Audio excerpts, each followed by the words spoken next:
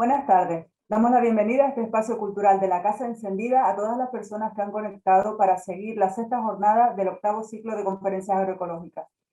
Este evento lo ofrece la Casa Encendida en colaboración con la Fundación FIAE, la Cátedra Antonio Bello y el Instituto Canario de Investigaciones Agrarias. De igual forma, damos la bienvenida a los alumnos del 10º curso y el 2º máster de Agroecología, Soberanía Alimentaria, Ecología Urbana y Cooperación al Desarrollo Rural. Hoy agradecemos la presencia entre nosotros de Yayo Herrero, con la conferencia que lleva por título Propuestas ecofeministas para un modelo de desarrollo. Para hacer el primer acercamiento a la figura de nuestra invitada, le paso la palabra al doctor José Luis Porcuna, director del Máster de Agroecología, Soberanía Alimentaria, Ecología Urbana y Cooperación al Desarrollo Rural de la Universidad de La Laguna.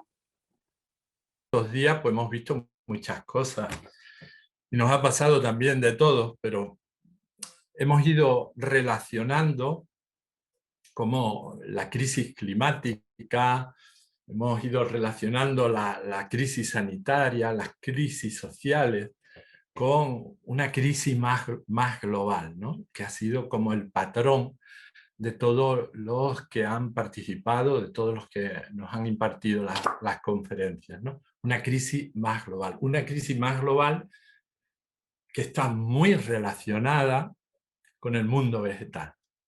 Por eso la gente que trabajamos, que tenemos la suerte de estar vinculados con el mundo vegetal, estamos como en el epicentro, ¿no? de este problema. Hemos hablado de cómo entender, cómo comprender a las plantas.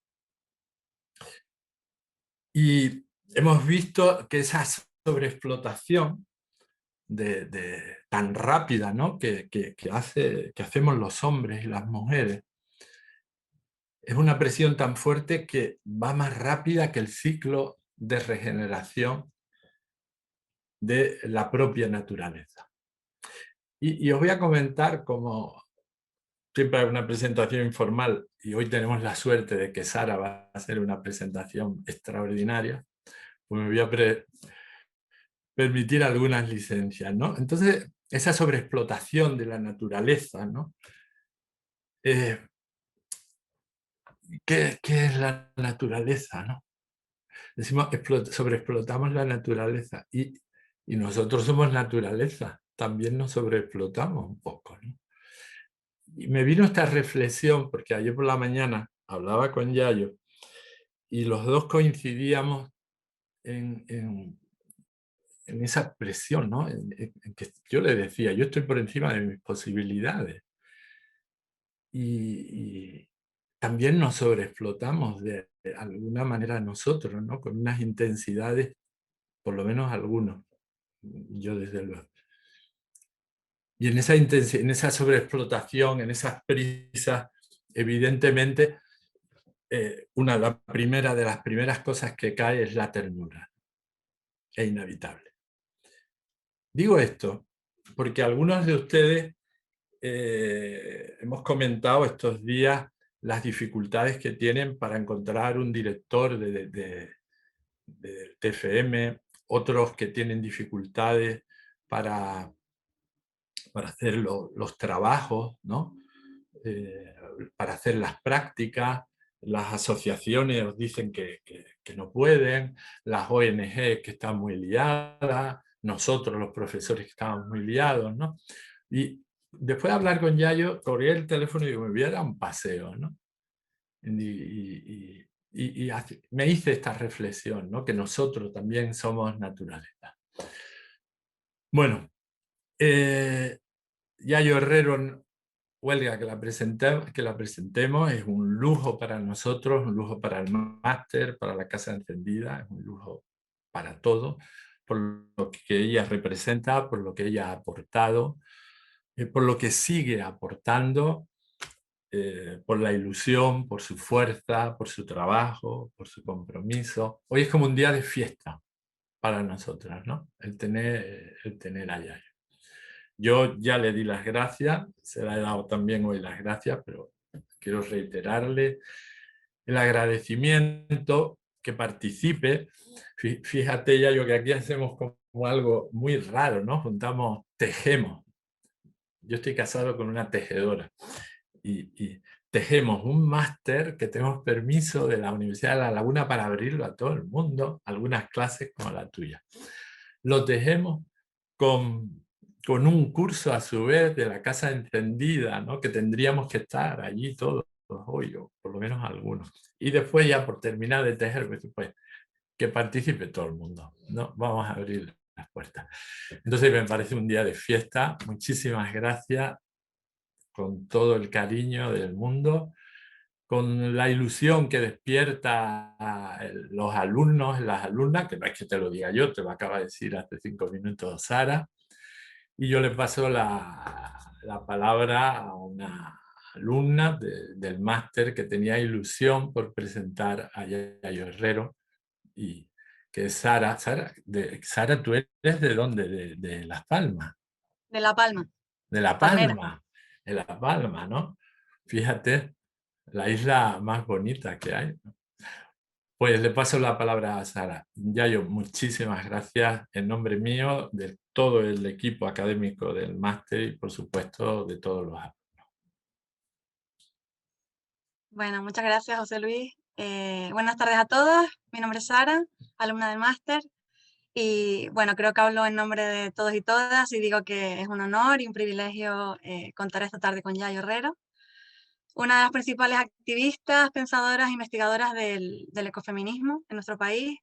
Y bueno, supongo que ella lo explicará perfectamente después, pero para quien no le suene, que ya es raro, el ecofeminismo es una corriente de pensamiento y una práctica política basada en algo tan simple y tan complejo a la vez, que como son nuestra ecodependencia y nuestra interdependencia. Su formación amplia, interdisciplinar, antropóloga, ingeniera agrícola, educadora social, hace que tenga un discurso súper potente conceptualmente, muy elocuente y a la vez hermoso y propositivo, siempre orientado a la acción. Es enormemente crítica con el actual modelo tanto económico como social y cultural, y nos invita a transitar un modelo alternativo que ponga en el centro lo que es necesario para sostener la vida, en sus propias palabras, y nos mantiene despiertos ante la realidad de los límites de un planeta finito. En cuanto a su extensa trayectoria profesional, podemos destacar que actualmente es profesora colaboradora de la Cátedra UNESCO de Educación Ambiental y Desarrollo Sostenible de la UNED. Es miembro del área de educación de Ecologistas en Acción desde el año 2000 y fue coordinadora estatal de ecologistas entre el 2005 y el 2014. Es presidenta del Foro de Transiciones, que es un think tank de corte ecológico y composición transdisciplinar que trabaja para un cambio ecosocial. Socia fundadora de la cooperativa madrileña Garúa, que interviene con la infancia, la adolescencia y personas adultas en temáticas muy variadas, que van desde la educación ambiental y el ecofeminismo, hasta la tan importante educación emocional, pasando por la innovación educativa, la formación de formadores y la transformación social. Fue directora general entre el 2012 y 2018 de FUEM, una fundación especialmente singular por llevar a la práctica en sus centros escolares sus propias reflexiones en los ámbitos educativos. Y colabora habitualmente con diversos medios de comunicación como el diario.es o la sección de la que es coordinadora en la revista Contexto, Crisis Ecológica y Social, o la sección Crudo y Test del programa Carne Cruda, que recomiendo personalmente. Es coautora además de una decena de libros relacionados con la ecología social, como por ejemplo La Gran Encrucijada del año 2016 o Petróleo de 2018, donde reflexiona sobre la crisis civilizatoria actual, o más recientemente La vida en el centro, voces y relatos ecofeministas, o ya en tiempo de pandemia, Como si hubiera un mañana, ensayos para una transición ecosocialista. Aparte de participaciones puntuales en programas de posgrado y másteres diversos como el nuestro, es docente de diversos másteres en Valencia, País Vasco, Madrid o Sevilla, en temas relacionados con educación ambiental, cambio climático, economía crítica, desarrollo, cooperación y ecofeminismo. Y bueno, para los que la seguimos, sabemos que Yayo es una agitadora y una seductora de conciencias, y con cada uno de sus artículos, sus libros, sus exposiciones y sus ponencias, nos nutre con su pensamiento comprometido y vital. Ya lo veréis. Bienvenida, Yayo. Muchísimas gracias, Sara, por esta presentación tan bonita que acabas de hacer. A mí solo me queda, pues nada, recordarle a las personas que asisten a esta conferencia que pueden hacer sus preguntas por el chat. Yo las iré recogiendo y en el momento pues adecuado que hemos reservado para pasar las preguntas se las iré pasando a Yayo y nada, no demoro más la presencia de Yayo entre nosotros. Adelante, profesora. Pues muy buenas tardes a todas y a todos. Muchísimas gracias por la invitación un año más a la organización del máster. Muchas gracias, José Luis, muchas gracias, Lidia. También es un gusto siempre estar en la Casa Encendida y encontrarte con Elisa o Carolina. Y muchas gracias, Sara, por la presentación, ¿no? que ha sido preciosa y tan, digamos, tan benévola, que ahora pues como que tienes que cubrir todas las expectativas que has generado, ¿no? Pero bueno, te lo agradezco enormemente y además ha servido de magnífica introducción para todo lo que vamos a compartir ahora, ¿no? En la introducción que has hecho del ecofeminismo, de los ecofeminismos como un movimiento social, como una práctica política y también como una corriente de pensamiento, ¿no? Y vamos a empezar por ahí. Lo que vamos a hacer en la sesión que vamos a compartir hoy va a ser intentar adentrarnos en qué es esto del ecofeminismo. Yo me voy a centrar sobre todo en una cosa que a mí me parece fundamental y a mí me ha ayudado mucho para entender muchas cosas y tratar de ver las salidas a esta dinámica de guerra contra la vida en la que estamos insertas, que es el enfoque de la sostenibilidad de la vida, ¿no? Luego vamos a ir analizando el momento que estamos viviendo, sobre todo cruzándolo con la pandemia y con las cosas que hemos podido aprender de la pandemia, que ha sido un verdadero minuto de lucidez, para ir tratando de perfilar cuáles podrían ser algunas líneas de cambio, cuáles podrían ser algunas líneas de salida hacia otro modelo radicalmente diferente, ¿no? Empezamos planteando, por tanto, y lo decía muy bien Sara, el ecofeminismo como un movimiento plural y diverso. Más bien tenemos que hablar de ecofeminismos, ¿no? De hecho, dependiendo de dónde se dé este movimiento, a veces no se llama ni ecofeminismo. Muchas compañeras latinoamericanas hablan más bien de feminismos ecológicos, de feminismos territoriales o feminismos comunitarios, ¿no? Porque vienen fundamentalmente de culturas y han crecido en culturas donde incluso lo eco, donde incluso la propia noción de naturaleza les es ajena, porque no conciben la naturaleza como una especie de objeto externo a la vida humana, sino más bien se consideran completamente insertas en ella, ¿no? No es el caso, como luego veremos, de nuestra cultura occidental. Empezamos diciendo, por tanto, como señalaba Sara, que la vida humana es ecodependiente. Vivimos insertos e insertas en un planeta del cual obtenemos absolutamente todo lo que necesitamos para estar vivas. No hay nada de lo que los seres humanos utilicen para satisfacer sus condiciones de vida que no proceda en primera instancia de la naturaleza, una naturaleza que no ha sido creada, no ha sido fabricada, ni es controlada en modo alguno a voluntad por los seres humanos, ¿no? Y una naturaleza que además tiene límites físicos. Límites en aquello que llamamos no renovable, límites también en lo renovable y límites en los propios sumideros del planeta que degradan los residuos que generamos los seres humanos y los no humanos también, ¿no?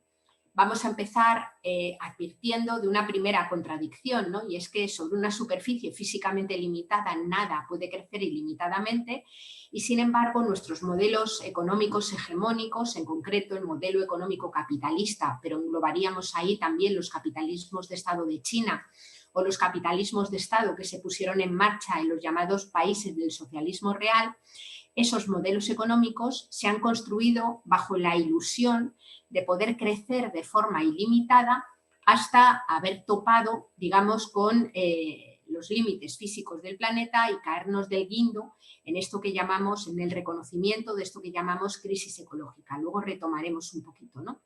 Pero la vida humana transcurre inserta en un segundo territorio, mucho más próximo, mucho más íntimo y cercano, que es nuestro propio cuerpo, ¿no? Un cuerpo que tiene que ser atendido y cuidado a lo largo de toda su existencia. Un cuerpo permanentemente necesitado, ¿no? Porque todos los días hay que alimentarlo, porque todos los días hay que cuidarlo, necesita unas condiciones mínimas de higiene, necesita abrigo, necesita calor, necesita energía. Es decir, un cuerpo que solamente dejará de tener necesidades cuando esté muerto, ¿no? Lo que quiero decir con esto es que los seres humanos vamos a necesitar cuidados, vamos a necesitar atenciones, vamos a necesitar garantizar la satisfacción de las necesidades a lo largo de toda nuestra existencia y de forma más intensa en algunos momentos del ciclo vital. Hablamos, por ejemplo, de la primera infancia, hablamos del momento de la vejez y yo creo que esto lo hemos visto de una forma tremendamente cruda, sobre todo durante los primeros momentos de la pandemia, ¿no? Hemos podido ver cómo las personas más mayores eran más vulnerables y cómo muchas de ellas se nos han ido solas en residencias donde a veces la vida mayor es concebida como una especie de materia prima al servicio de un negocio vinculado al ámbito de los cuidados, ¿no? Hablamos también, por ejemplo, de las diversidades funcionales. Dependiendo de cuál sea la diversidad funcional, habrá personas que necesiten acompañamiento a lo largo de toda su existencia o los momentos de enfermedad. Lo que quiero decir con esto es que a lo largo de toda nuestra existencia, los seres humanos somos seres fundamentalmente dependientes, es decir, la dependencia no es una patología, no es una rareza, no es una anomalía, sino que es un rasgo inherente a la vida humana. Somos ecodependientes y somos interdependientes. El hecho es que a lo largo de prácticamente toda la historia y en casi todos los lugares, quienes mayoritariamente se han ocupado de la atención a las condiciones básicas y cotidianas de existencia, han sido y son mujeres. No porque estemos mejor dotadas genéticamente para cuidar de los cuerpos, sino básicamente porque vivimos en sociedades que establecen de forma no libre una determinada división sexual del trabajo que asigna a las mujeres mayoritariamente este trabajo de cuidado. Un trabajo de cuidado que, como luego diré, se hace de espaldas a los modelos económicos, se hace de espaldas a la política, en lugares escondidos, en lugares subyugados, en lugares menos valorados, y es un trabajo que, sin embargo, hay que hacer si queremos que nuestra especie siga viva, ¿no? Por tanto, ecodependientes, sujetas a los límites físicos del planeta, interdependientes, una a una, las personas vulnerables, y esto nos hace defender que una vida nacida en modo alguno constituye una certeza a lo largo del tiempo. Una vida nacida es simplemente una posibilidad. Y para que esa vida posible se mantenga y sea una certeza, hace falta que se desenvuelva en un entorno social que interactúa con los bienes fondo de la naturaleza para producir bienes y servicios y en un entorno social que interactúa entre sí para garantizar que se van a poder satisfacer las necesidades y recibir las atenciones y los cuidados necesarios y adecuados para cada momento del ciclo vital. A eso es a lo que desde las miradas ecofeministas denominamos el enfoque de la sostenibilidad de la vida. Es decir, para que la vida se sostenga cotidiana y generacionalmente, hace falta que se desenvuelva en sociedades que tienen como prioridad ese sostenimiento de la vida, en sociedades donde la economía, la cultura y la política se centran, se circulan o se organizan en torno a esa sostenibilidad de la vida. Cuando las culturas, las economías y las políticas no están centradas en torno a la sostenibilidad de la vida, sino en torno a otras prioridades, como luego analizaremos en nuestros actuales modelos de desarrollo, podría ser el crecimiento de los beneficios o el incremento de las tasas de ganancia de capital, lo que sucede es que entonces ese sostenimiento de la vida ya no se produce en condiciones dignas para todas las personas y, de hecho, muchas de ellas quedan expulsadas a los márgenes o fuera de la propia existencia. Decimos muchas personas, por no hablar también de muchas otras especies vivas, muchos otros seres vivos también, digamos, de susceptibles y con derechos a vivir vidas dignas que se ven sistemáticamente expulsados de la trama de la vida, ¿no?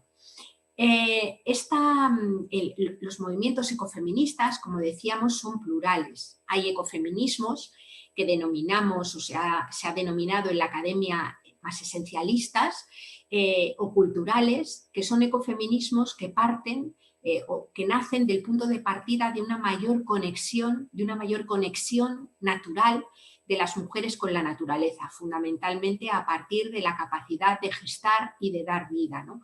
Son ecofeminismos que tienen una mirada muy crítica sobre la masculinidad, una masculinidad también en cierto modo esencializada o naturalizada, por así decir, ¿no? Otros ecofeminismos, que denominamos constructivistas o críticos, plantean que si hay una cierta conexión entre las mujeres y las luchas en defensa de la vida, no tiene nada que ver o no tiene tanto que ver con el hecho de gestar, con una condición, digamos, natural, esencialmente natural de las mujeres, sino más bien por el hecho de que al vivir en culturas donde el cuidado de la vida se asigna de forma no libre mayoritariamente a mujeres, digamos, se está más cercana o más proclive a entender esos procesos. Es decir, esa cercanía se vincula más con la pertenencia a una determinada cultura, a una determinada sociedad y, por tanto, la crítica a la masculinidad no es una crítica a toda la masculinidad, sino a la masculinidad normativa de las sociedades patriarcales, ¿no?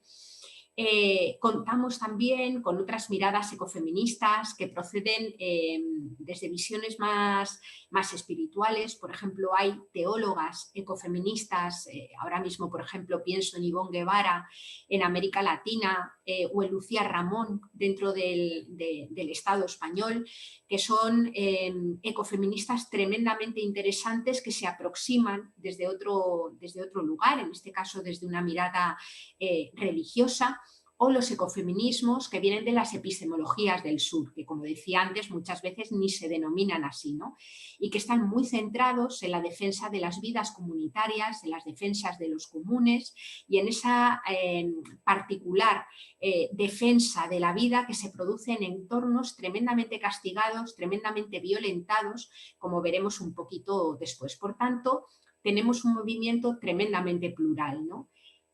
La paradoja es que muchas veces encontramos las diferencias cuando analizamos desde una perspectiva estrictamente académica y, sin embargo, muchas de esas diferencias se liman o se suavizan cuando hablamos de los movimientos sociales que hay detrás. Es decir, cuando vemos los movimientos sociales aterrizados en los territorios, nos damos cuenta de que aunque nos aproximemos a esa idea o a ese conocimiento desde perspectivas muy distintas, cuando lo que hay que hacer es defender las existencias, defender la vida, defender la vivienda, defender el territorio, defender las comunidades, el encuentro, al menos desde mi punto de vista y en mi práctica, es muchísimo, muchísimo más fácil, ¿no?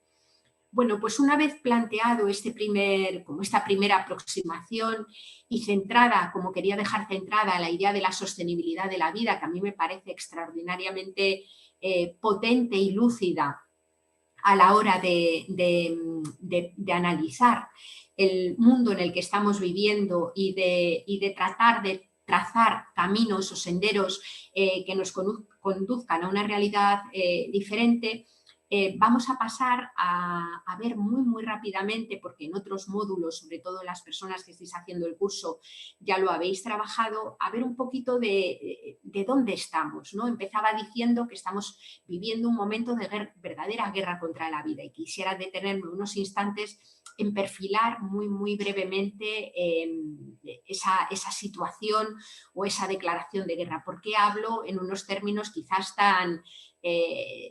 como tan absolutos o tan contundentes, ¿no? Como de nombrar una guerra contra la vida, ¿no? Y voy a recordar un poco lo que vivimos o algunas de las cosas que oímos cuando irrumpió la crisis sanitaria, la pandemia del coronavirus en nuestras sociedades, ¿no? Yo recuerdo que a los poquitos días de empezar a hablar del coronavirus, cuando empezamos a ver, estoy hablando de marzo del año pasado, cuando empezamos a ver cómo llegaba a nuestros territorios, al territorio del Estado español, y veíamos, por ejemplo, a personas como Donald Trump manifestando que en realidad era una exageración. Recuerdo perfectamente unas declaraciones de este hombre, de Donald Trump, el presidente de Estados Unidos entonces, en donde él venía a plantear que esta crisis, en realidad, o el coronavirus, era un cisne negro. Era algo, con la expresión cisne negro se refería a algo abrupto, inesperado, que no hubiera sido posible prever, ¿no? Pero sin embargo no es cierto que esto fuera un cisne negro. En el año 72, nada menos que en 1972, se había publicado el informe Meadows sobre los límites al crecimiento, que ya advertía de la inviabilidad evidente del crecimiento de una población y de sus consumos en un marco que, sin embargo, tenía límites físicos, en un planeta con límites, ¿no?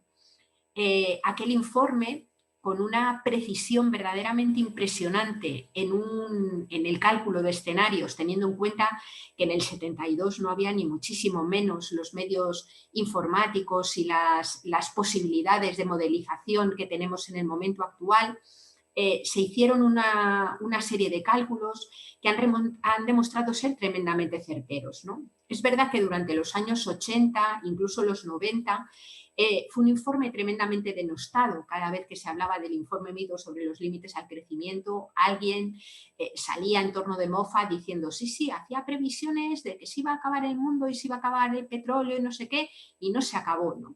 Pero cuando tú revisas los datos, lo cierto es que acertó enormemente, ¿no? El informe Meadows, en todo caso, erró en quedarse unos poquitos años cortos en la previsión, ¿no? De hecho, el informe Meadows situaba el pico del petróleo alrededor del año 2020 y, sin embargo, el pico del petróleo convencional, el momento de máxima extracción de petróleo a la vez, de petróleo convencional, se produjo en el año 2006, ¿no? Este pico del petróleo, unido al pico de otros minerales, pone en jaque, pone en una situación de profunda insostenibilidad el conjunto del modelo económico dominante, el conjunto del modelo económico capitalista, mundializado y globalizado, que en nuestras sociedades ha sido equiparado directamente a la idea de desarrollo. Es decir, el desarrollo dentro de las sociedades occidentales, dentro de los modelos hegemónicos dominantes, es la forma en la que se ha organizado la sociedad, la intendencia material en las sociedades enriquecidas, ¿no?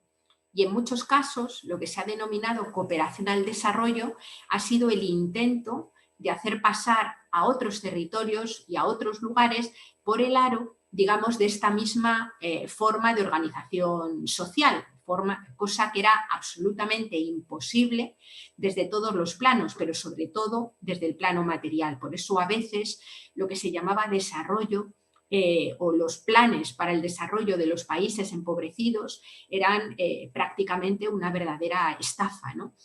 Porque apuntaban a soluciones o a vías para salir de un supuesto subdesarrollo que no se podían producir en un planeta ya translimitado y en un planeta además en donde los recursos eran acaparados de forma extremadamente desigual por los lugares de privilegio, ¿no?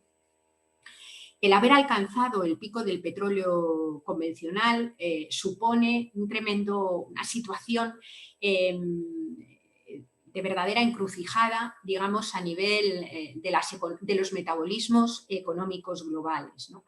Porque podría decirse que en este momento comemos petróleo, ¿no?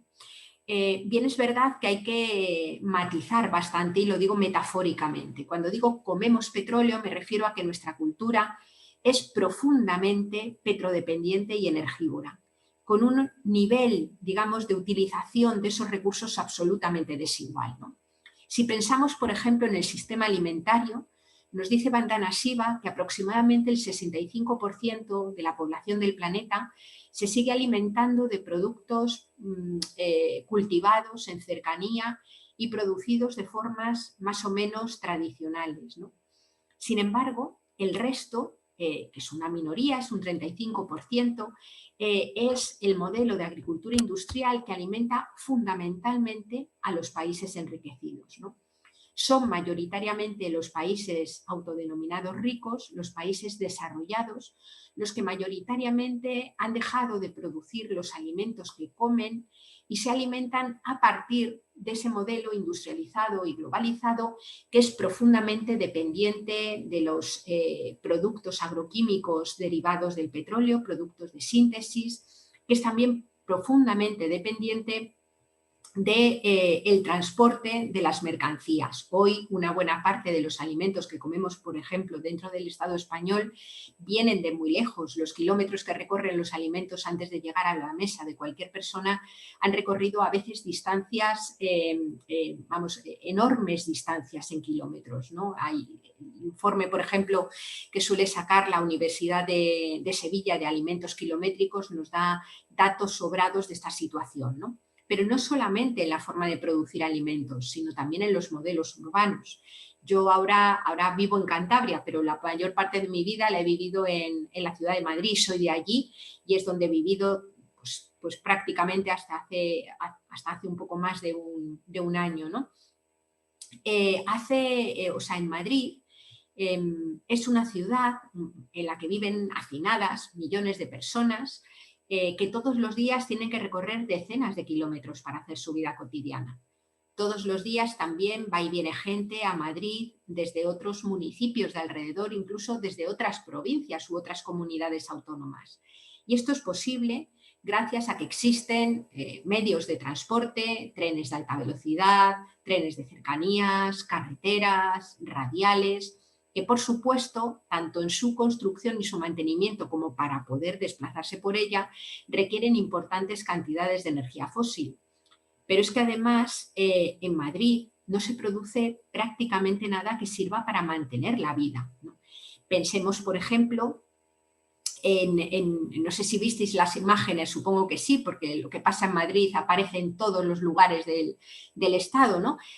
Pero cuando ahora en el mes de enero sucedió la borrasca, cayó la tormenta de nieve de Filomena sobre Madrid, una cosa de las que sucedió en todo sobre Madrid y el centro de la península, una de las cosas que vimos en muchas imágenes de los telediarios fueron las carreteras enormes llenas de filas inmensas de camiones. Miles de camiones atorados, digamos, en las carreteras por las que no podían circular. Esa misma imagen de camiones en hilera la vimos en los primeros días de aplicación del Brexit, ¿no? Lo planteo porque son momentos en los que visualmente podemos comprobar la cantidad de transporte motorizado que hace falta para que se mantenga el metabolismo de una ciudad, ¿no? Si esos transportes se detienen, el abastecimiento no se produce. Y si esos transportes se detienen, tampoco es posible sacar los residuos, aunque solamente sean los residuos sólidos urbanos que se generan en una ciudad. Es decir, el metabolismo urbano requiere un flujo constante de transporte dependiente de la energía fósil que meta y saque cosas de las ciudades, ¿no? Pareciera que las ciudades son lugares absolutamente separados de los medios rurales o de los espacios que les rodean, pero las ciudades no se sostienen sin ese flujo constante de materiales, de energía y sin esa salida de los residuos, ¿no?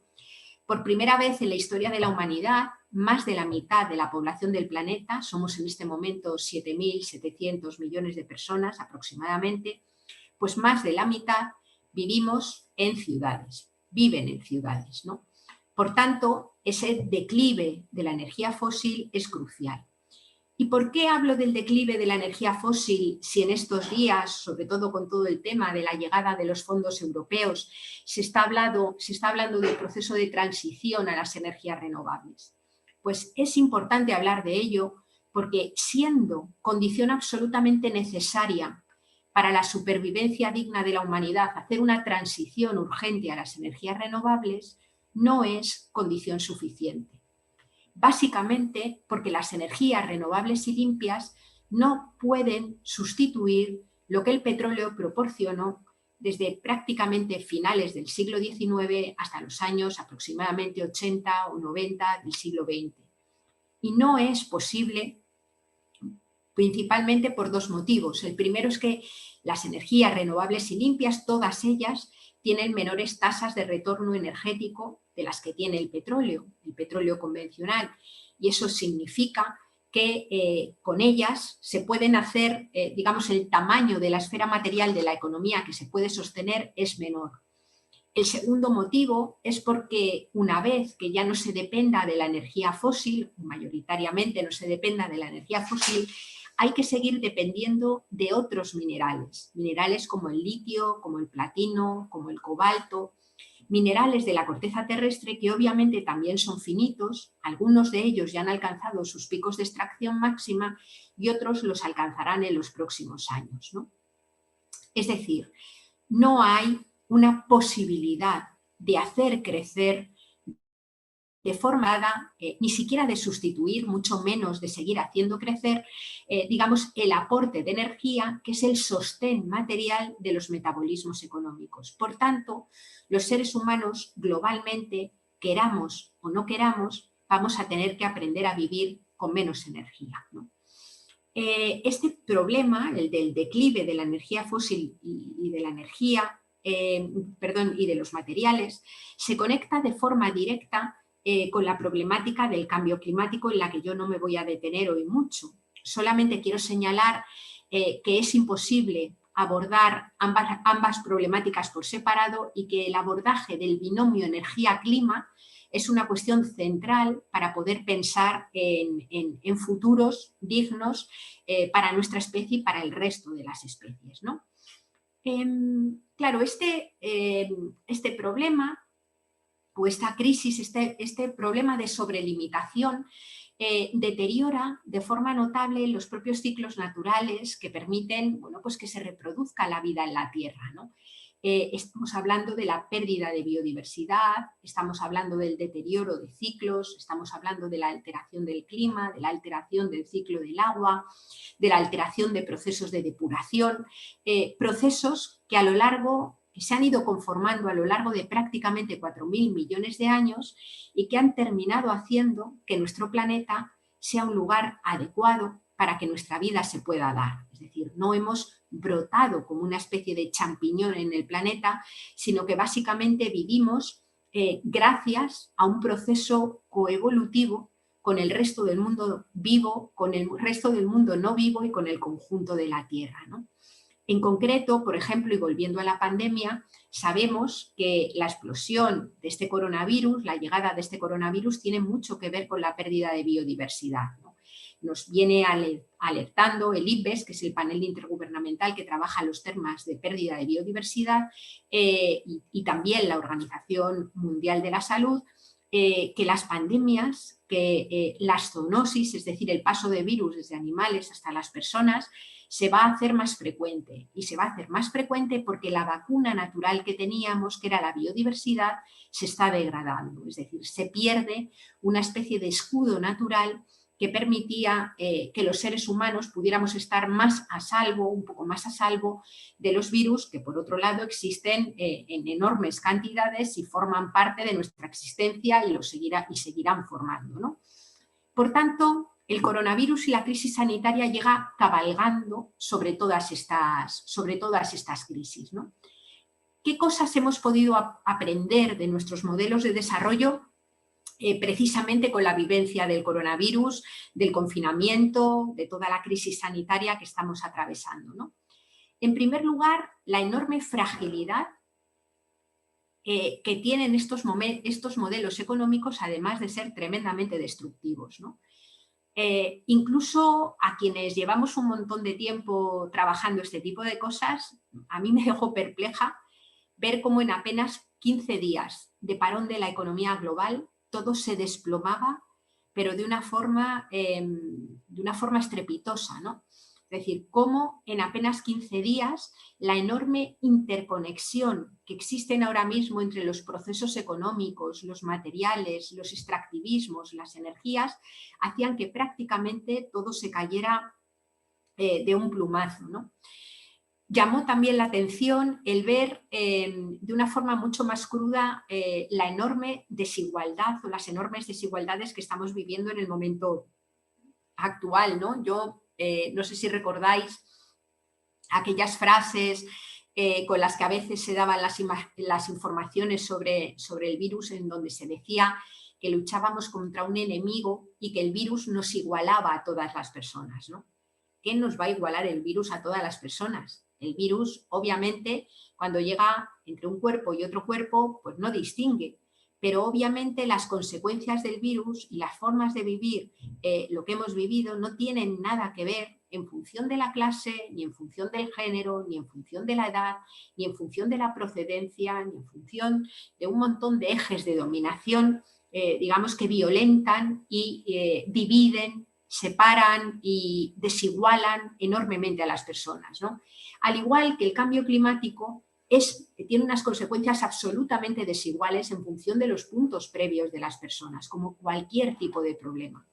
Sufrimos unas enormes desigualdades entre las personas en el mundo que se están viendo agravadas a partir de la crisis ecológica, de la emergencia civilizatoria en la que estamos viviendo, ¿no?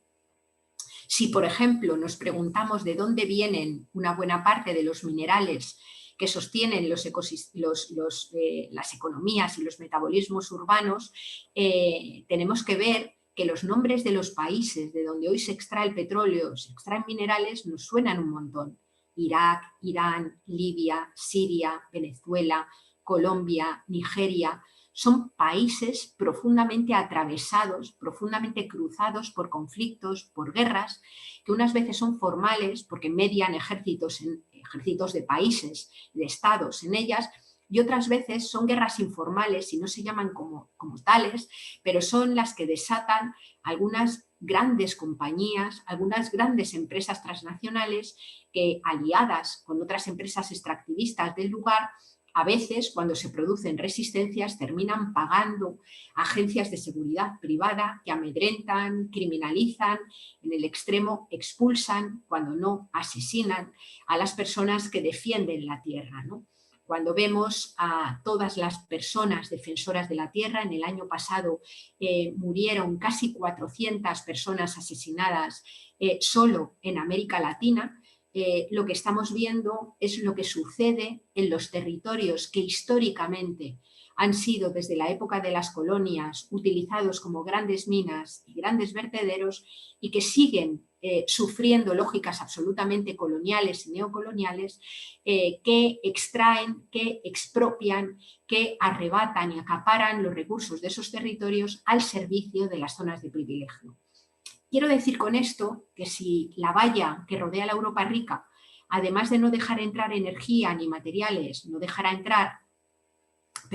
de no dejar entrar personas migrantes, no dejará entrar ni energía ni materiales, resulta que veríamos que la Europa rica no se sostiene ni 2 meses. Lo que quiero decir con esto, y voy a ser un poco provocadora diciéndolo, es que el modelo de desarrollo, lo que llamamos modelo de desarrollo actual, en este momento de translimitación, en este momento de cambio climático, es puro fascismo territorial. Es decir, es un modelo en el cual la vida de aquellos sujetos que están amparados por el poder económico, poder político y poder militar se sostiene a partir del extractivismo y de la expulsión de personas que están en otros territorios. Esa desigualdad se plasma también dentro de los propios países enriquecidos.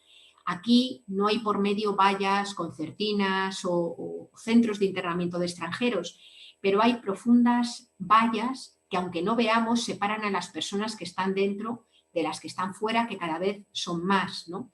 Personas que ya no solamente que no tengan empleo o que estén en riesgo de exclusión, sino personas que incluso teniendo un empleo no pueden acceder a la vivienda, no pueden pagar la factura de la luz, no pueden pagar la factura del gas porque las propias condiciones laborales ya son generadoras de pobreza y generadoras de exclusión, ¿no? Todos, absolutamente todos los datos que manejamos nos muestran a qué nivel se está profundizando, se están polarizando todas las desigualdades. Las mujeres se llevan la parte del león, no todas igual, obviamente. Si eres mujer, además eres migrante, además eres una mujer no blanca y además eres una mujer pobre, digamos, las posibilidades de quedar en esos marcos de expulsión de la vida son muchísimo más grandes, ¿no?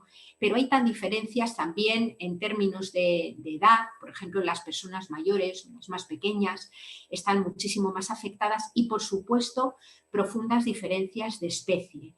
La especie humana, sobre todo una parte de la especie humana, se coloca en el centro y cada vez más girones de vida, girones del resto de la vida van quedando fuera, van quedando expulsadas, ¿no? En una estrategia que de fondo es suicida, que de fondo es parásita, porque al mismo tiempo que te comes lo que te mantiene vivo, cada vez imposibilitas más tu propia vida, con lo cual el círculo de privilegio cada vez se hace más corto, cada vez se hace más pequeño, ¿no? ¿Dónde están los orígenes o por dónde tenemos que empezar a trabajar esto, ¿no? Bueno, el trabajo de todas estas cuestiones y desde los planteamientos, no solamente, pero desde los planteamientos ecofeministas, lo que vienen a plantear es que se trata una parte de desaprender y otra parte de aprender cosas nuevas. Y la parte de desaprender es tan importante como la de aprender, ¿no? Es importante desaprender la falsa creencia de que nuestra especie está separada de la naturaleza. Eso es muy propio de las sociedades occidentales, que crecieron y se desarrollaron desde una concepción de la naturaleza y de los cuerpos mirados desde la exterioridad, desde la superioridad y desde la instrumentalidad. Viene desde los dualismos platónicos, toma asiento también durante el nacimiento de la modernidad y la configuración de la ciencia moderna, y eso ha terminado generando una forma de relacionarnos con nuestros propios cuerpos, con los cuerpos de las demás personas y con la naturaleza que, insisto, nos hace mirarla como si en realidad nuestra vida flotara por encima de esa tierra y de esos cuerpos, como si pudiéramos mirarlos desde fuera y desde arriba, ¿no? Nada más lejos de la realidad. La vida humana, como decíamos al principio, es ecodependiente e interdependiente. Y si hay personas que pueden vivir como si no tuvieran cuerpo, si hay personas que pueden vivir como si la naturaleza no tuviera límites y pueden vivir como si no hubiera gente alrededor necesitada de cuidados, es porque son sujetos privilegiados que están colocados en un lugar en el que explotan otros territorios, el trabajo de otras personas que de forma subyugada, que de forma oculta, que de forma invisible aportan materiales, energía, bienes o trabajo para que se sostenga el conjunto de la vida y en especial la de estas personas que se consideran emancipadas de la naturaleza y emancipadas incluso de su propio cuerpo, ¿no? Esta separación se materializa muy bien o la podemos ver de una forma muy gráfica cuando vemos, por ejemplo, cómo la economía feminista y la economía ecológica han dibujado o qué metáforas han utilizado para definir cómo funciona el capitalismo, ¿no? Y hablan de la metáfora del iceberg. En un iceberg hay una parte pequeña que es, y hay una parte enorme que es la que no vemos y que sostiene a flote lo que hay arriba, ¿no? ¿Qué hay en el iceberg de nuestro modelo económico, en la parte visible? Pues está todo aquello que tiene reflejo en las cuentas económicas del sistema. Está todo aquello que se compra y que se vende, está el salario, está la prima de riesgo, están las inversiones, están las mercancías. Y por debajo, sosteniendo a flote lo que hay arriba, invisible, lo que hay es la extracción de materiales ingentes de la corteza de la tierra, la utilización de los excedentes de los ciclos naturales que conforman lo que denominamos materias primas y también la incautación de una cantidad ingente de horas de trabajo que mayoritariamente mujeres y comunidades realizan, entre otras cosas, para garantizar ese sostenimiento cotidiano y generacional de la vida que permite que pueda llegar hacia la esfera visible lo que llamamos mano de obra, que no es sino vida de personas, ¿no? Lo que quiero decir con esto es que desde una perspectiva feminista defendemos que para que haya producción en términos capitalistas hay una precondición que es la producción de vida. Y esa producción de vida no se hace con la lógica del capital ni nadie la paga. O preexiste a la propia vida humana o es el fruto de trabajos cíclicos, de trabajos de Sísifo, de trabajos que no terminan nunca y que se ocupan de garantizar esa satisfacción de las condiciones de vida cotidianas, ¿no? Sin embargo, nuestros modelos económicos y sobre todo nuestras miradas culturales sobre los modelos económicos, esto no lo ven. esto permanece sistemáticamente invisible a nuestra mirada, ¿no?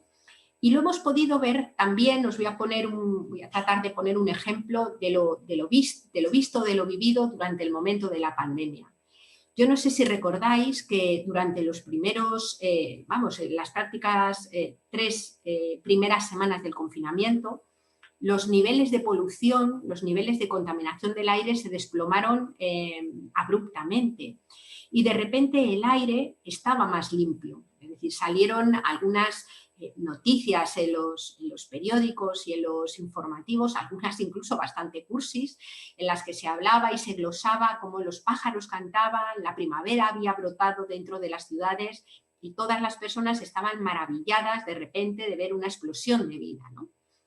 A la vez, mientras eso sucedía, en pleno confinamiento, resulta que el gobierno del Estado español, prohibía los despidos y obligaba a canalizar el despidos a partir de los ERTEs. Prohibía los desahucios de las casas. Prohibía cortarle la luz a la gente o el agua cuando no la pudiera pagar. Aprobaba crear una prestación de desempleo a las empleadas domésticas que hubieran quedado sin trabajo, prestación a la que antes no tenían derecho, ¿no? Se aprobó, aunque se aplicó fatal, un ingreso mínimo vital. Digo esto porque en el periodo de normalidad, cuando todo era normal, cuando aparentemente la economía funciona bien, cuando los modelos de desarrollo operan razonablemente con la lógica del modelo, resulta que la contaminación del aire es una especie de efecto colateral a la propia economía y se dice que es financieramente imposible aprobar medidas como las que se aprobaron durante el confinamiento, ¿no? Si a mí alguien me hubiera dicho que me iba a dar rabia ver un informe de calidad del aire en las ciudades que mostrara que este había mejorado enormemente, no me lo hubiera creído, ¿no? Pero me dio mucha rabia. Me dio rabia porque pude comprobar o pude sobre todo sentir por dentro que lo que llamamos modelo de desarrollo destruye o produce la destrucción de la calidad del aire y además no protege a las personas, y había que esperar a una desgracia, había que esperar a una cosa que se ha llevado por delante a un montón de personas, que ha matado a un montón de gente, que ha encerrado a mujeres con sus maltratadores en casa, que ha confinado dentro de las casas a personas que han vivido ese confinamiento con miedo porque no sabían si iban a comer la semana siguiente. Es decir, una desgracia terrible es la que de repente se hace compatible, o en ese momento de desgracia es cuando es factible proteger la vida, ¿no? Y yo creo que ahí es donde está el corazón del problema que tenemos, ¿no? Hemos llamado desarrollo o decimos que la economía va bien simplemente cuando la economía crece monetariamente, cuando crece el Producto Interior Bruto, cuando los negocios, medidos exclusivamente en términos monetarios, crecen, ¿no? Y, sin embargo, esta economía no se compadece o no es coherente o no se relaciona con la satisfacción de las necesidades de las personas. Es decir, la economía puede crecer y puede expulsar gente de sus casas. La economía puede crecer y podemos enfermar a la vez respirando. Se produce una especie de dicotomía, una especie de oposición entre economía y salud, entre economía y planeta, entre economía y en definitiva, vida, ¿no? A esto es a lo que desde la mirada y desde el enfoque de la sostenibilidad de la vida le llamamos el conflicto capital-vida. Es decir, en este momento existe un conflicto, son cosas contrapuestas. Cuando el capital crece, la vida se desmorona. Cuando el capital de repente decrece y se desploma, pareciera que al menos temporalmente la vida puede respirar, ¿no? Y eso es un desastre absoluto. Porque claro que necesitamos sistemas económicos razonables, claro que necesitamos sistemas económicos que puedan sostener las vidas de las personas y, por tanto, que una y otra estén radicalmente contrapuestas, lo que hace es que tanto cuando se crece como cuando no se crece, las personas estén en una situación de profundo riesgo, de profunda vulnerabilidad, ¿no? La idea de que el crecimiento económico es sagrado, la idea de que lo sagrado es el dinero, hace que alimentemos una especie de lógica sacrificial, una especie de religión civil, que defiende que todo merece la pena ser sacrificado con tal de que la economía crezca. Y creo que ahí es donde tenemos el importante reto, digamos, de deconstrucción para poder generar modelos en donde la sostenibilidad de la vida sea la prioridad, donde el garantizar condiciones de vida razonables sea la absoluta prioridad política, sea la absoluta prioridad social, ¿no? Creo que ahí hay muchas miradas que, por supuesto, nos pueden ofrecer o nos pueden aportar luz, ¿no? El punto de partida es reconocer que el decrecimiento de la esfera material de la economía es un dato, no una opción política. Nuestra economía decrecerá por las buenas o por las malas y, por tanto, la clave es ver cómo hacer que decrezca por las buenas. Por las malas es el fascismo, la desposesión, la polarización, las guerras y la violencia. Por las buenas es una cultura de la suficiencia, es decir, de aprender a vivir con lo suficiente, con el enorme debate social que supone eso, una cultura del reparto de la riqueza, del reparto del acceso a los bienes comunes y del reparto también de las obligaciones que comporta tener cuerpo y ser especie, es decir, el reparto del cuidado, ¿no? Y es una cultura, es una propuesta, también una línea en la que lo común y el cuidado forman parte o son los faros y las orientaciones para el conjunto de la política. ¿A qué me refiero? Cuidado no es solamente cambiarle el pañal a un mayor o dar de comer a una persona pequeña. Cuidado es lo que hacemos en la política pública, es lo que podríamos hacer en la política pública. Hablamos de leyes de extranjería aplicadas bajo la lógica del cuidado. Hablamos de leyes laborales aplicadas bajo la lógica del cuidado. Hablamos de planes, por ejemplo, de reconversión energética desde la lógica del cuidado, porque si no se hace desde la lógica del cuidado, nos podemos encontrar incluso con lógicas de economía verde o del capitalismo verde que sigan siendo extremadamente injustas, que sigan expulsando a montones de personas, ¿no? Son muchas las pistas que tenemos y los caminos que podemos recorrer. Tenemos la agroecología para pensar una producción de alimentos que no envenenen ni a la tierra ni a las personas y además no las exploten, que partan de la dignidad de las personas que producen alimentos y también de la dignidad de las personas que los consumen, ¿no? Que retejan esos lazos rotos, digamos, ilusoriamente rotos entre los ámbitos urbanos y los medios rurales, pensando, por ejemplo, en las lógicas o los conceptos de ecorregión para pensar el planeamiento urbano, ¿no?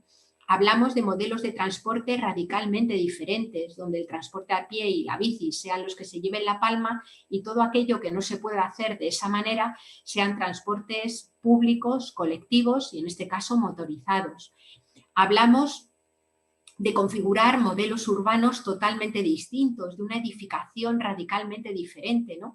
Donde el aislamiento, la instalación de energías renovables, el manejo de las corrientes de aire puedan sustituir, digamos, en buena medida el uso exagerado de calefacciones o de aires acondicionados para poder aguantar en invierno y en verano dentro de casas que han sido construidas desde la perspectiva de la construcción rápida y no desde luego con ningún tipo de criterio ecológico o bioclimático.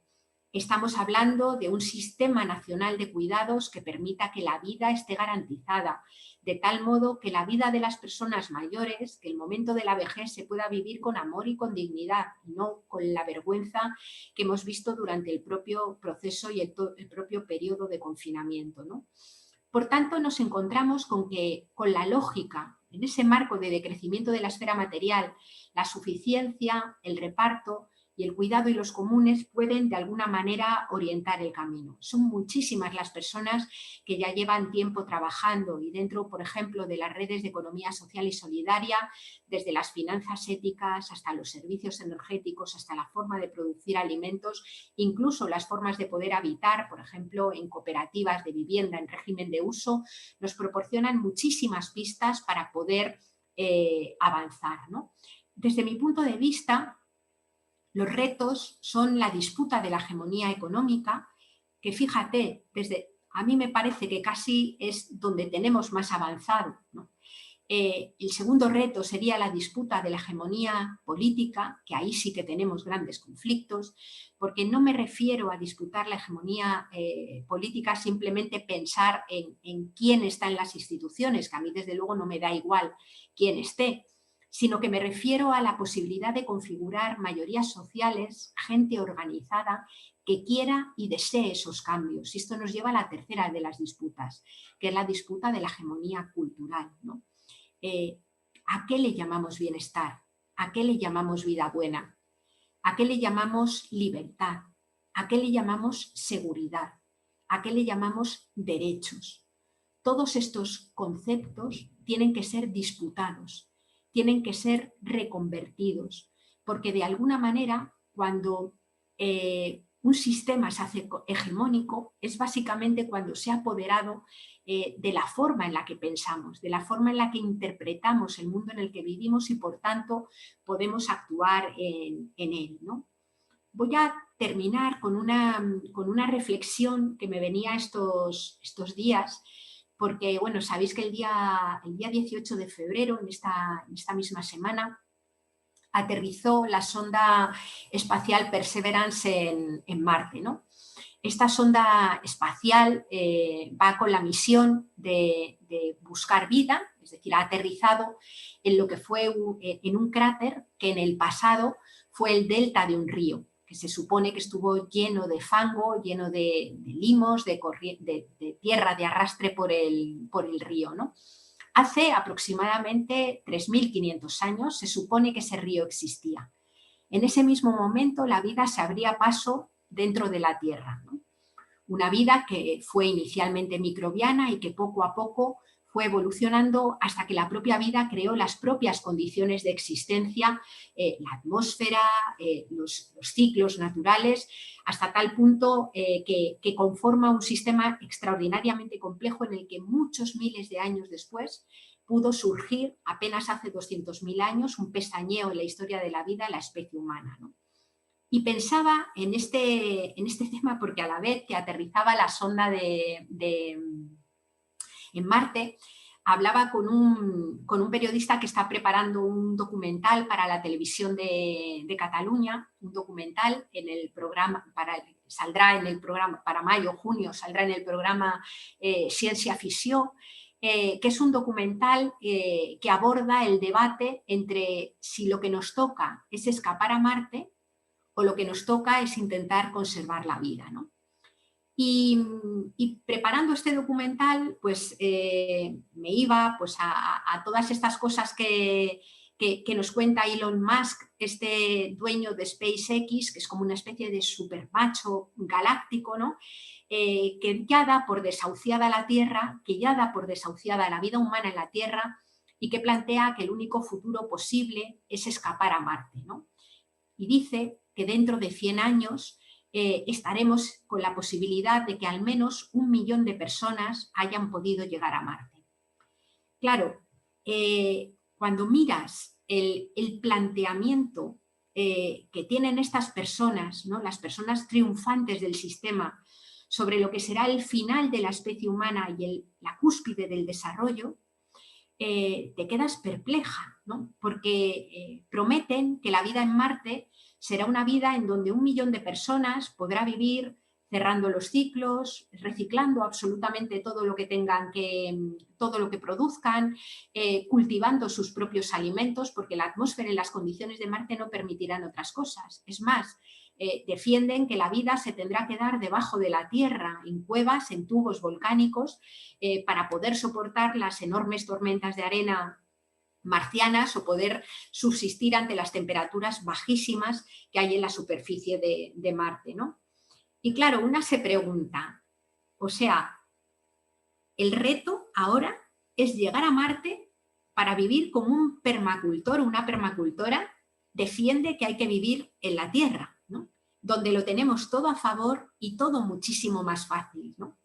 Y además podrán llegar a Marte 1 millón de personas previo pago, dice Elon Musk en un ejercicio tecnoutópico a tope, previo pago de $200.000 por viaje, ¿no? O sea, es una muestra, desde mi punto de vista, de una noción de desarrollo supremacista, colonial, clasista y absolutamente ecocida. O sea, tenemos un planeta que es verdad que ya está translimitado, que es verdad que está en una dinámica de cambio climático, pero que nos dice la comunidad científica que todavía tenemos la posibilidad de frenar sus peores dimensiones y de poder adaptarnos a los cambios que vengan y ya no se puedan frenar.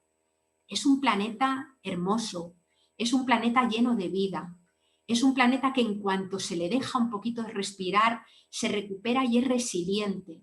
Es nuestro planeta, ¿no? Y me pregunto qué especie de visión o qué especie de identidad alienígena tiene quien se plantea con esa naturalidad salir de la Tierra. Somos seres de la Tierra, no podemos vivir sin ella, no podemos vivir fuera de ella, ¿no?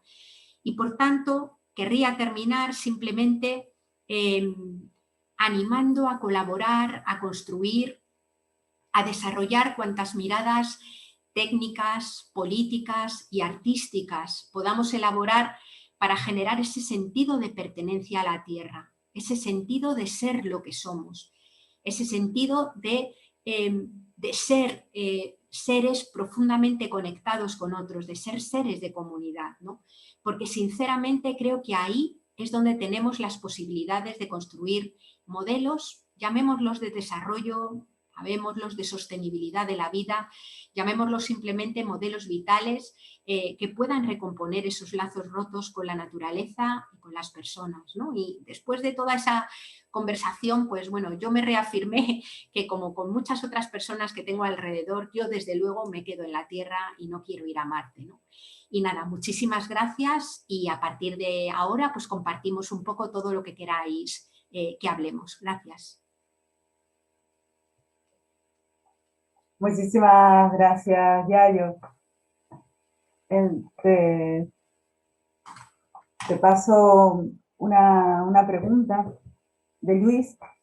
¿Le parece que la resiliencia es una característica deseable para los sistemas en transición? Claramente sí. Es decir, yo creo que de hecho es el desarrollo de la resiliencia es de las pocas posibilidades que tenemos de salir adelante todos y todas, ¿no? Con criterios de justicia. El desarrollo de la resiliencia es una característica, una propiedad de los sistemas vivos que consiste en ser capaz de adaptarnos de forma compleja a las circunstancias nuevas que se puedan producir, ¿no? Yo creo que ahora mismo necesitamos resiliencia en nuestros modelos económicos, nuestros modelos políticos, nuestros modelos sociales y la respuesta en resumen es que sí.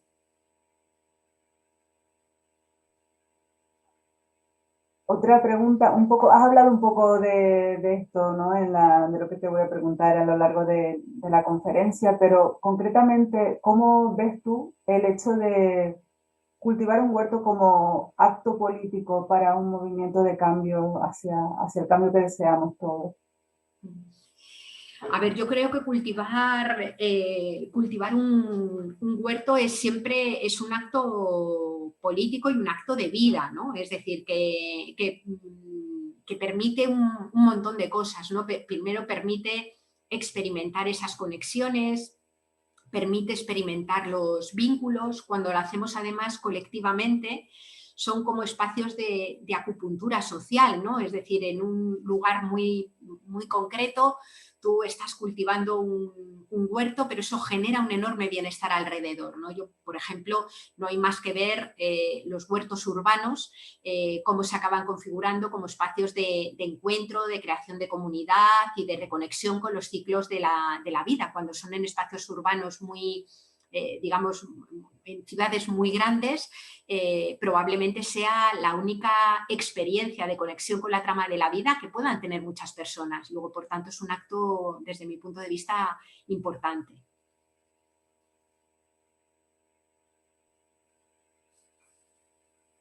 Diana tiene una pregunta con respecto a la energía. Dice, si siempre vamos a necesitar la energía para poder vivir, ¿cuál sería uno de los modelos más sostenibles de los que han surgido? A ver, básicamente energía vamos a necesitar siempre, es decir, no se puede vivir sin energía. A lo largo de la historia fue la energía del trabajo humano, la energía del trabajo de los animales y, por supuesto, las energías del sol, del viento, de las mareas, es decir, que siempre las vamos a necesitar, ¿no? Yo no sabría decirte cuál modelo, o sea, yo lo que tengo claro es que viviremos, queramos o no, de las energías renovables y limpias, que somos 7.600 millones de personas y que tenemos necesidades cotidianas de alimentación, de cobijo, de abrigo. Entonces, el mejor modelo será aquel que nos permita aprender a vivir con poco, con poca energía, con pocos materiales, de forma justa, es decir, que no sean unas personas las que se quedan sin ello y sobre la base de esos recursos, de esos bienes, digamos, renovables, ¿no? El modelo, pues habrá gente que lo haga, que lo pueda hacer en un entorno rural o en un pueblo pequeño de forma autoorganizada, otra gente que reconvierta los barrios de sus ciudades pequeñas, otras personas que vivan en franjas periurbanas, pero la clave, desde mi punto de vista, es esa, la idea de que el menos material, menos energía, de la mano siempre de la justicia, porque si no, nos podemos encontrar con que el menos material y el menos energía es para personas que van quedando completamente arrojadas de los modelos. Ahora mismo hay un reparto de la energía, por eso hay gente que está en una situación de terrible pobreza energética y otra que despilfarra, ¿no? No es ese reparto del que hablamos nosotras, obviamente. Una pregunta un poco más personal sobre tu paso de la ciudad al campo. Marina nos dice que está planeando ir al campo y te pregunta por si puedes darle algún consejo o si puedes hablar de ese cambio de la ciudad para vivir más cerca de la naturaleza. Sí. Bueno, yo llevaba ya varios años desde que dejé la dirección de FUEM, que obviamente tenía un trabajo totalmente presencial allí. Llevaba varios años intentando organizarme para al menos 10 días al mes o 12 días al mes poderlos pasar aquí en Cantabria, que es un territorio que yo no procedo de aquí ni nada, pero me había venido vinculando con él desde hace un montón de tiempo, ¿no? Y bueno, pues poco a poco fui consiguiendo que parte del trabajo lo pudiera hacer desde aquí, hasta que me di cuenta de que total me daba lo mismo, como el resto del tiempo me pasaba de la ceca a la meca, me daba lo mismo moverme desde Madrid que moverme desde aquí, ¿no? Y entonces ya pensamos un poco quedarnos aquí, ¿no? ¿Cómo ha sido el cambio? Bueno, pues claro, tiene cosas maravillosas, o sea, tener un huerto, por ejemplo, es guay, es estupendo. Salir por las mañanas a primera hora de la mañana antes de trabajar y darte un paseo por el bosque, vivo en un valle que es una maravilla, darte un paseo por el bosque y sentarte a trabajar pues bien respirada y bien aireada es una maravilla. Tiene sus cosas también, ¿no? Y es que, bueno, pues vivo en una zona, por ejemplo, pues yo que sé, el fin de semana pasado estábamos rodeados de incendios provocados, ¿no? Y eso es súper doloroso y la verdad que me pareció la primera vez que lo veía así de cerca y me pareció, vamos, pavoroso completamente, ¿no? Y luego, por ejemplo, como ha coincidido además con el tema de la pandemia y de los confinamientos la mayor parte del tiempo que llevo aquí, pues sí que tengo que decir que echo mucho, mucho, mucho de menos a mis amigos, a mis amigas, a la familia, que en circunstancias más normales nos hubiéramos visto más, hubieran venido como venían con frecuencia por aquí, pero no han podido venir, ¿no? Estoy ahora mismo en las primeras fases de irme involucrando en el tejido asociativo que está aquí. Me acabo de meter en Ecologistas, vamos, hace ya unos meses, en Ecologistas en Acción de Cantabria. Estamos intentando conformar un pequeño grupete de ecofeminismo por aquí. Y también, bueno, pues el irnos introduciendo, mi compañero y yo, en las redes de agroecología que hay en la zona, en el movimiento feminista de la zona. O sea, que estamos ahora mismo en esa fase de descubrimiento y de ir plantando y enraizando en el propio territorio en el que estamos. Pero bueno, de momento la experiencia, la verdad, que estupenda.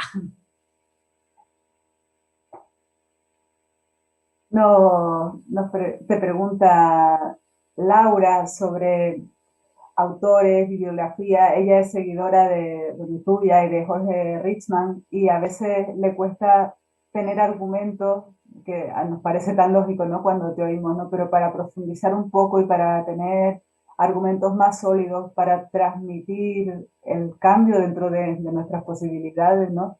Pregunta por bibliografía o autores a los que seguir. También aprovecho para decirte si en algún momento pues nos mandas un correo o algo, si se te van ocurriendo más cosas o más material, lo podemos compartir con los alumnos del máster y los del curso en la plataforma educativa. Claro que sí.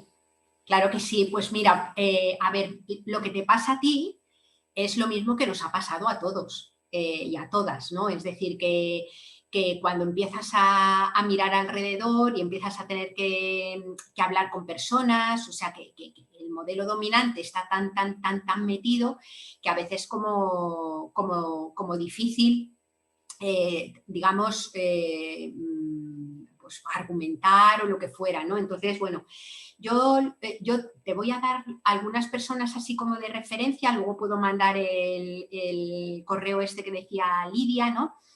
Pero, por ejemplo, en temas de ecofeminismo, en el Estado español, por ejemplo, una referencia clave es Alicia Puleo, que es buenísima.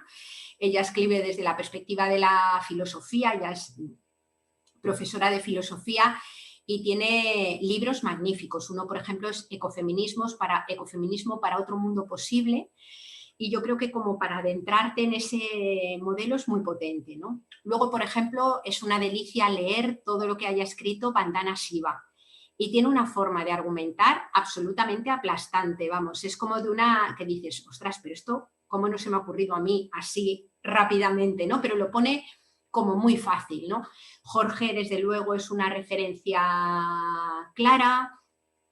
Hay un antropólogo también que se llama Emilio Santiago Muiño, que además combina la reflexión teórica con su práctica también activista, que es muy bueno. Y bueno, te puedes encontrar, por ejemplo, en América Latina hay un colectivo que se llama Cartografías de los Cuerpos y los Territorios, que es un colectivo de mujeres que para las perspectivas decoloniales es brutal. Vamos, yo creo que necesitamos aprender muchísimo de las perspectivas decoloniales que nos permiten además revisar nuestros propios privilegios, ¿no? Así que enviaré así algunas referencias que se me ocurran y luego muchas de estas personas tienen también un montón de charlas en internet que son, bueno, pues que puedes ir escuchando y las hay de todas las extensiones y todos los tiempos, o sea que hay bastante material por ahí. Otra pregunta, ¿cómo crees que afrontarán los países ricos con privilegios ese descenso del consumo? ¿Cómo asumirán ese descenso del consumo y de sus privilegios? Bueno, podemos ver cómo lo están asumiendo de momento, ¿no? Y lo están asumiendo desde vías, desde mi punto de vista, que se pueden denominar, yo creo que con pleno rigor, fascistas, ¿no? y digo que se pueden denominar como fascistas porque en este momento cualquier país privilegiado, cualquier país rico, vive con muchos más recursos de los que hay en sus propios territorios. Todos los países ricos son deficitarios en materias primas, excedentarios en residuos, y son países que viven fundamentalmente porque les llegan un montón de bienes de la tierra, un montón de recursos y a veces también de productos manufacturados que vienen de otros territorios, ¿no?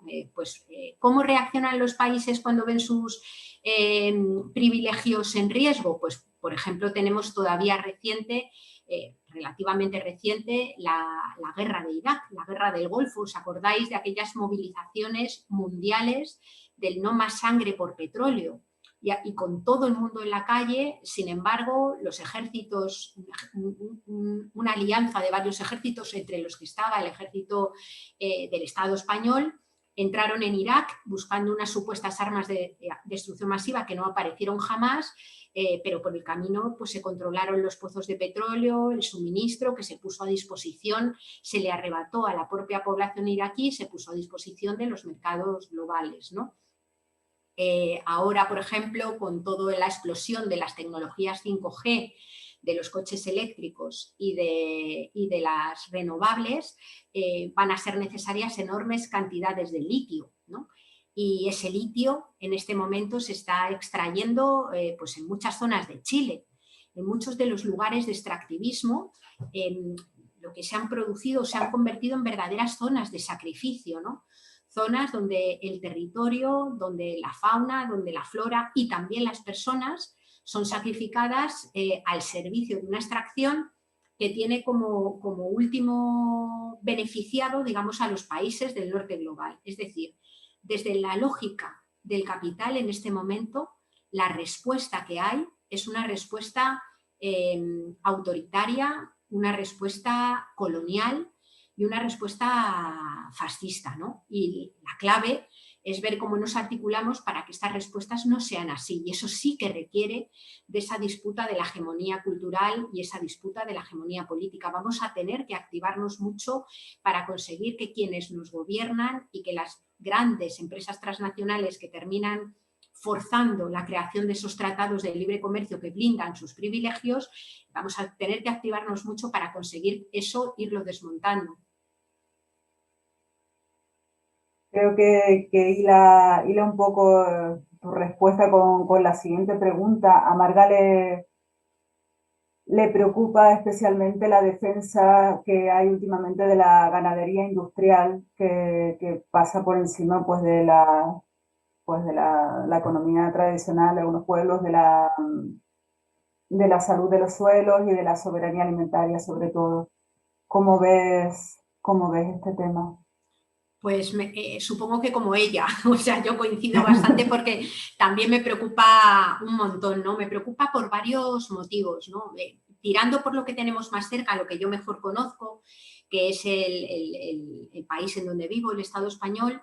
Por un lado estamos viendo que un campo que ha sido maltratado, donde las vidas han sido expulsadas y mucha gente y muchas zonas han quedado despobladas o vacías, la llegada y la instalación pues, de macrogranjas porcinas, de macrogranjas de aves es un verdadero desastre.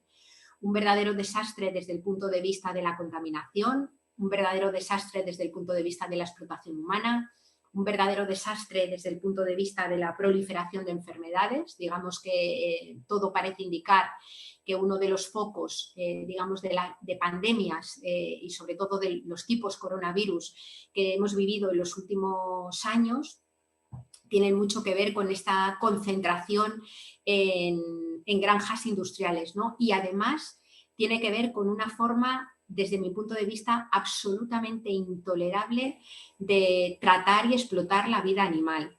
Es decir, yo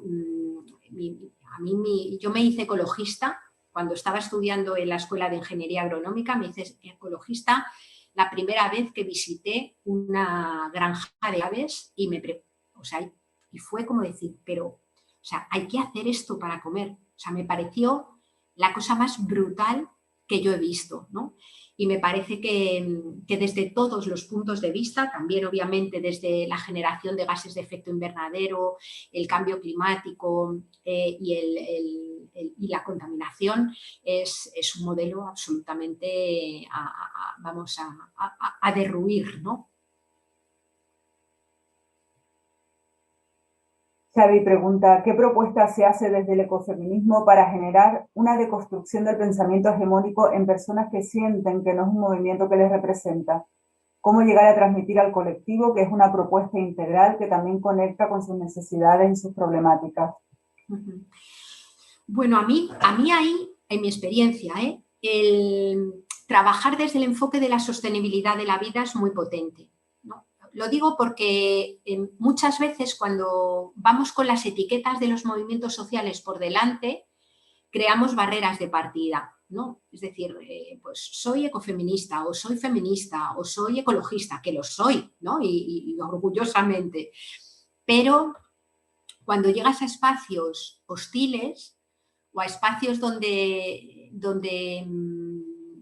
el imaginario colectivo puede ver con hostilidad, digamos, estos movimientos, sin embargo, hablar de qué es lo que sostiene la vida es una forma de entrar mucho más fácil, ¿no? Es decir, mal que bien, casi todo el mundo es consciente de que respira aire que fabrica la atmósfera, de que bebe agua que no la fabrica Coca-Cola o de que usa energía que sale de los minerales de la tierra. A veces no lo tenemos muy presente, pero en mi experiencia, cuando se recuerda y se razona, rápidamente todo el mundo dice, ostras, es que eso es de perogrullo, ¿no? Igualmente, todo el mundo es consciente de que tiene un cuerpo, de que ha sido una criatura cuidada, de que va a ser una persona mayor y es posible que necesite ayuda, de que a veces se enferma y que, por tanto, la lógica de los cuidados es también necesaria. Desde ese enfoque, desde mi punto de vista, es mucho más fácil comprender lo que nos estamos dejando por el camino, ¿no? Y a mí, en mi experiencia, yo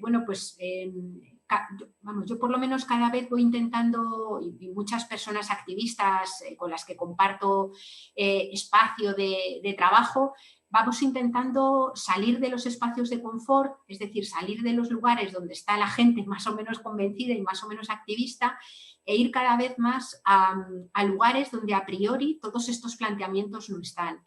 Y mi experiencia es que habitualmente, si tienes tiempo para explicarte, tiempo para hablar tranquilamente, se abren brechas. Se abren brechas y se abren grietas importantes en donde es posible ir transformando cosas, ¿no? Por eso a mí el enfoque de la sostenibilidad de la vida me gusta mucho, y si no tengo que utilizar cuando voy por ahí ni la palabra de crecimiento, ni la palabra ecofeminismo, ni la palabra, pues no las uso. Ya tendré oportunidad de defenderlas y de explicar lo que son, pero lo importante para mí es que se entienda lo que hay debajo.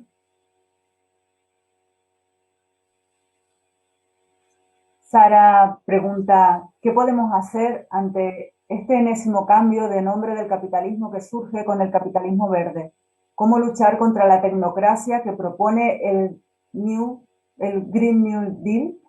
Personalmente tengo miedo de que las grandes y seguramente últimas inversiones europeas hacia la transición ecológica se malgasten en enormes infraestructuras de energías renovables y no en una transformación real del sistema, en un cambio de conciencia.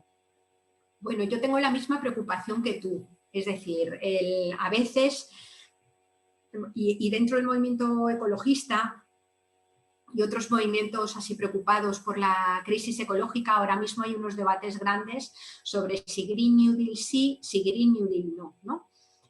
Yo creo que a mí, vuelvo a decir lo mismo que decía hace un momento, ¿no? A mí la terminología me da igual. Quien llame Green New Deal a un proceso de transformación que asuma que menos material y menos energía es la palabra clave, y que con ese límite, con esa reducción de la esfera material de la economía, tenemos que crear vidas seguras y justas, por mí, yo estoy de acuerdo con ese Green New Deal. Quien llame Green New Deal a un proceso como tú estás señalando, que lo hay y mucho, de capitalismo verde, es decir, bueno, podemos mantener todo tal cual está, la economía puede seguir creciendo de la misma manera, pero ahora va a crecer por la vía verde, ¿no? Ahí tenemos un importante problema porque ese capitalismo verde en el extremo puede terminar convirtiéndose en ecofascismo. Es decir, yo me imagino perfectamente una sociedad en donde un montón de personas privilegiadas conduzcan coches eléctricos individuales y personales, mientras para poder haberlos fabricado se ha tenido que extraer el litio y haber dejado sin territorio a un montón de gente, o haberla dejado sin litio suficiente para poder hacer una transición a las energías renovables, ¿no? Por eso me parece tan importante que las personas estemos al tanto y seamos conscientes de la importancia de la energía y de los minerales, que no pueden ser una cuestión dejada en manos expertas, sino que tiene que ser un tema de debate central porque es fundamental para poder caminar hacia la justicia, ¿no? Ahora la Unión Europea libera unos fondos absolutamente millonarios, ¿no? ¿Cuántas veces más va a poder la Unión Europea liberar estas cantidades para hacer importantes transiciones? Yo creo que va a ser ninguna o muy poca, ¿no? Es decir, no sé, si quizás alguna más, ¿no? Pero efectivamente son las últimas oportunidades que estamos teniendo para que esas inversiones sirvan realmente para hacer transiciones que protejan a todas las personas y no solamente a unas pocas, ¿no? Yo tengo la sensación de que por el momento hay una profunda pugna que obviamente yo creo que van ganando fundamentalmente las grandes empresas, las grandes compañías, ¿no? Que ahora se visten de verde, aunque fueran las que durante todos los últimos años fueron sacando tajada del modelo fosilista y del modelo de degradación ambiental, ¿no? Si conseguiremos que esos fondos se reinviertan de una manera razonable, no lo sé. Dependerá del movimiento que seamos capaces de conformar, ¿no? Por eso a mí me parece importante, no digo que todo el mundo tenga que estar en un solo movimiento, pero digo que en este momento quienes trabajan con personas migrantes, quienes están en la defensa del derecho a la vivienda, quienes están en la defensa de las pensiones, quienes estamos en el movimiento ecologista, tenemos que intentar mirar esa proyección, ese futuro, dónde vamos si no conseguimos estos cambios y presionar para que los cambios se hagan en la dirección adecuada, porque si esas transformaciones son impulsadas desde la política institucional, se podrán hacer más rápido y tendrán mayor escala. Si no se hacen desde la política institucional y la política institucional deja a la gente abandonada, las tendremos que construir de forma autoorganizada y lo haremos y nos involucraremos en ello, pero el alcance, la velocidad y la escala será mucho menor, ¿no? Por tanto, es una cuestión central. Yo diría que es un momento en el que ninguna persona debe estar sola, en el que todas las personas, por salud mental, por no tener miedo y por conseguir realizar cambios, tendríamos que intentar estar articuladas en lo que sea, en cualquier tipo de movimiento que nos convenza, que nos guste, donde nos sintamos a gusto y sobre todo donde además construyamos relaciones satisfactorias, porque vamos a necesitar mucho activismo y para poderlo hacer contentas necesitamos hacerlo en sitios donde nos sintamos bien tratadas y estemos bien.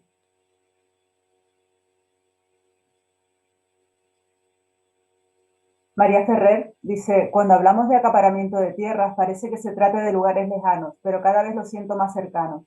¿Qué sistemas de gestión de tierras propondrías para frenar la situación en España? Bueno, desde luego lo que dice María es muy claro. Yo no sé si estáis siguiendo, por ejemplo, la cantidad de prospecciones mineras que hay en este momento solicitadas dentro de España, ¿no? En este momento hay cientos de prospecciones mineras. Extracción de litio pegado a Cáceres, extracción de uranio en el Retortillo en Salamanca, intentos de extracción de cobre en la zona próxima a Santiago de Compostela, reabrir minas en la zona de Río Tinto.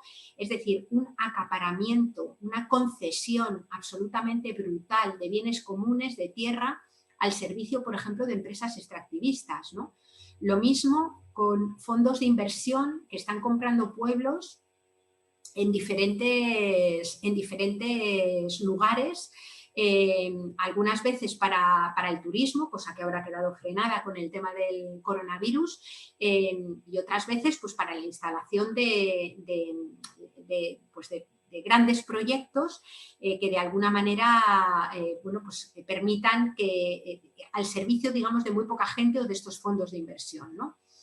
¿Qué cosas se podrían hacer, ¿no? Pues hay mucha gente que defiende, yo no soy una gran especialista en el tema y hay gente que en esto controla muchísimo más que yo, ¿no? Yo lo que voy a decir probablemente sean generalidades o algunas cosas que he leído a otras personas que controlan mucho más.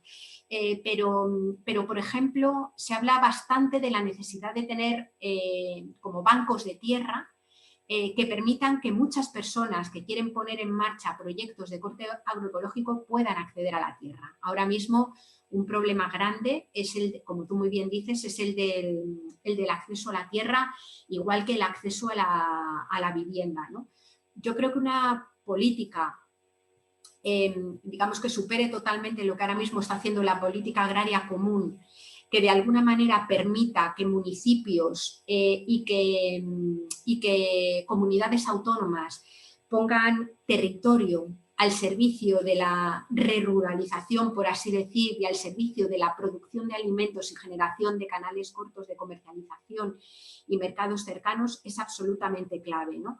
No te podría dar más concreción de cómo hacer eso porque yo no lo controlo y no lo he estudiado, ¿no? Pero sin duda hay desde, por ejemplo, bueno, seguro que personas de las que pasan o han pasado por el máster, ¿no? Pero desde luego personas, por ejemplo, que están alrededor de asociaciones agrarias como el Sindicato Labrego del Campo, como ENE en el País Vasco, incluso COAG, seguro que tienen cantidad de material y trabajo realizado y propuesta de ver cómo hacer esos procesos de redistribución y de acceso a la tierra. Janet te pide pautas para iniciar un movimiento ecofeminista. Bueno, la primera cosa es juntarte con otras, ¿no? O sea, ahora mismo, por ejemplo, prácticamente en casi todas las ciudades, o en muchas, hay pequeños núcleos de ecofeminismo generados y si no, de movimiento ecologista o feminista que tienen preocupación o ecológica o en el caso del ecologismo, feminista, ¿no? Yo lo que os diría es que si algunas personas queréis plantearos algo en esa línea, lo suyo sería que os podáis poner incluso yo lo que tengo más cerca y mejor conozco, ¿no?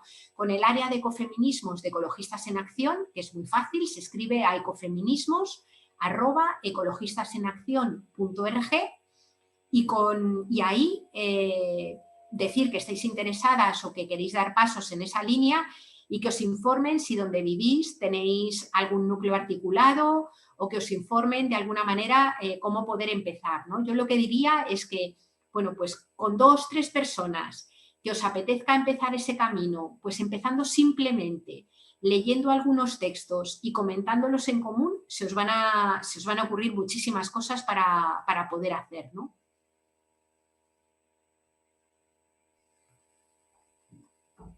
¿Qué opinas de la intensificación sostenible de la agricultura? Bueno, pues que la intensificación, perdona, sostenible. Sostenible. Yo no conozco intensificación sostenible, o sea, no sé a qué se refiere, ¿no? Yo la agricultura intensiva que conozco y que más he estudiado es una agricultura que ha convertido el proceso agrícola en una verdadera industria extractivista, ¿no? Es decir, que necesita cantidades ingentes de minerales, cantidades ingentes de energía fósil, que se instala en territorios para los que esos cultivos no tienen vocación, por así decir, ¿no? En relación o como contraposición o como alternativa a esa agricultura intensiva, conozco la agroecología, ¿no? Pues básicamente, si hay una agricultura o una aparición ahora mismo de una agricultura intensiva sostenible, yo no la conozco, ¿no? Pero así a priori me suena un poquito a oxímoron. Oscar pregunta, desde el concepto tan pertinente de la hegemonía cultural, ¿crees que ésta se logra mejor impulsar desde acciones políticas institucionales o desde acciones de conciencia ciudadanas? Es decir, poner la responsabilidad en nuestras manos ante una no contribución de la autoridad. Bueno, claro, yo nunca he estado en la política institucional. Vengo de los movimientos sociales y es ahí donde quiero estar y para mí la autoorganización y la organización por abajo es absolutamente clave, ¿no? A la hora de conformar hegemonía, yo creo que las dos cosas coadyuvan, ¿no? Yo te pongo un ejemplo. Por ejemplo, cuando trabajábamos desde Ecologistas en Acción de Madrid los temas de calidad del aire, estuvimos muchísimos años trabajándolo, estuvimos muchos años denunciando los problemas, la enfermedad que viene por la calidad del aire, en cómo las personas se convertían en población de riesgo para otras enfermedades respirando durante años aire sucio, y conseguimos, digamos, conseguimos hacer digamos, un buen trabajo que disputó hegemonía y que hizo que muchísimas personas fueran comprendiendo el problema al que nos enfrentábamos, ¿no? Pero cuando, por ejemplo, llegó el gobierno en el periodo legislativo anterior y el gobierno de la Ciudad de Madrid impulsó, digamos, planes de control de calidad del aire, metió políticas anticontaminación, estrategias de freno al uso del coche privado y demás, digamos que se dio un salto cualitativo. Es decir, cuando de repente quienes tienen poder político empezaron a aparecer en medios de comunicación hablando de la enfermedad, digamos, se produjo una alianza interesante entre lo que venía planteando el movimiento ecologista y lo que se planteaba a nivel institucional, y el nivel de conciencia subió, ¿no? Quiero decir con esto que cuando se produce una buena alianza público-social, público-comunitaria, el nivel de disputa de hegemonía cultural puede ser mucho mayor. Ahora bien, si las instituciones o quienes pugnan por las instituciones optan por desarrollar un discurso que pueda ser rentable desde el punto de vista electoral, pero que no disputa, que no le entra al grueso de los conflictos, pues entonces solamente queda la gente que está en la calle, solamente queda la gente organizada, que en cualquier caso a mí me parece que es absolutamente imprescindible, ¿no? Ese trabajo por abajo de disputa es un trabajo de hormiguita, es un trabajo lento, a veces, sin embargo, se producen saltos y es enormemente rápido, pero me parece que es crucial.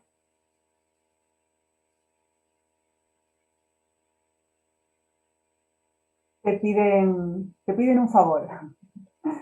Dice, Yayo, ¿te atreves a organizar algún proyecto comunitario convivencial o podrías recomendar alguno para las personas que están aisladas con ideas afines y ganas de trabajar la soberanía? Bueno, yo no me atrevo, o sea, yo ya, quiero decir, yo ya estoy incluida dentro de los movimientos sociales de los que formo parte, y lanzarme, además, me parece un poco prepotente, ¿no? Como lanzarte a organizar algo. Creo que el salto, creo que el paso de buscar gente alrededor y tejer relaciones locales no nos lo podemos saltar. Es decir, no hay atajos para eso, creo yo, ¿eh? O sea, para poder transformar cosas en lo local y que eso tenga un alcance global, el articularnos en el territorio donde estamos y tejer relaciones de proximidad, creo que es un salto que no podemos eludir.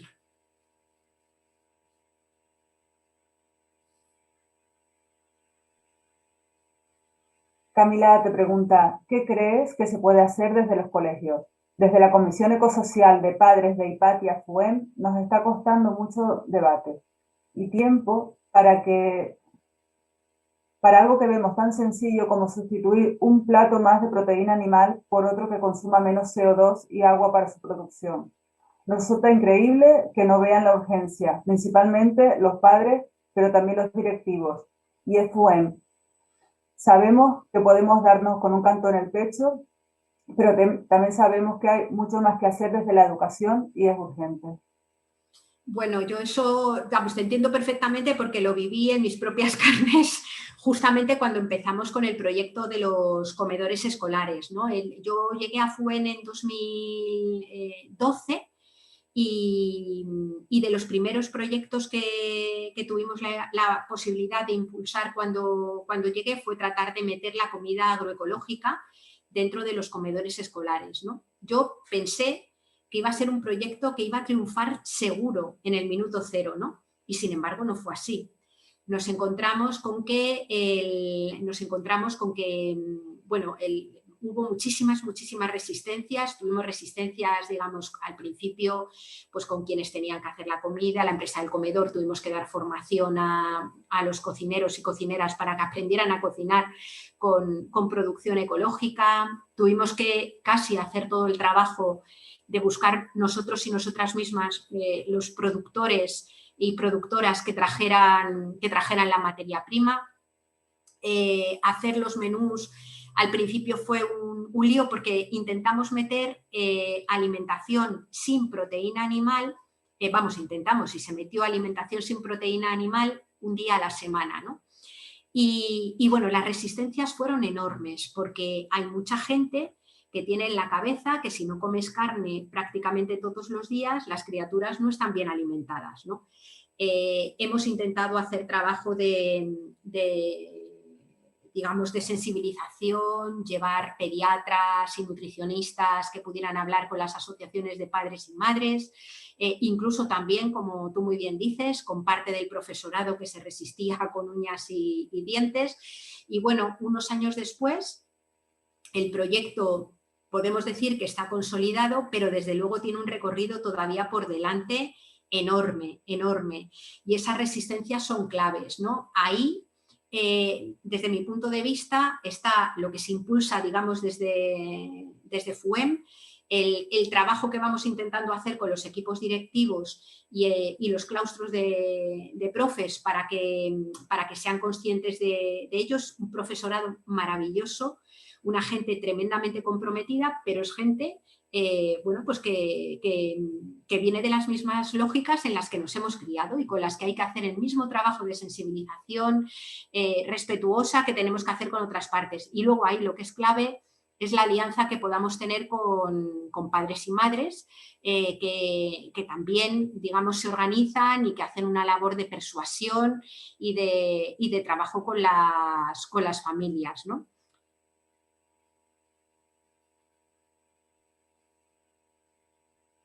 ¿La comida agroecológica es económicamente viable para familias con bajos recursos económicos? Sí, a ver, nosotros y nosotras cuando metimos el tema de los comedores escolares en FUEM, comedores agroecológicos, lo que hicimos fue, ¿cómo se llama esto? Plantearnos como punto de partida previo, lo que nos planteamos fue que no subiera el precio del menú, ¿no?